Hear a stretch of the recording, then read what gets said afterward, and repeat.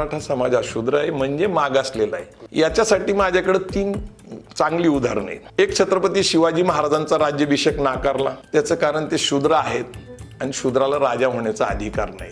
वर्णव्यवस्था तशी आहे, धर्मव्यवस्था तशी। संत तुकाराम महाराजांची गाथा बुडवली, त्याचं कारण सुद्धा त्यावेळी देण्यात आलं की संत तुकाराम हे शूद्र आहेत आणि शूद्राला ज्ञानदान करता येत नाही। आता हे शिवकालीन 350-400 वर्षापूर्वीचे पुरावे।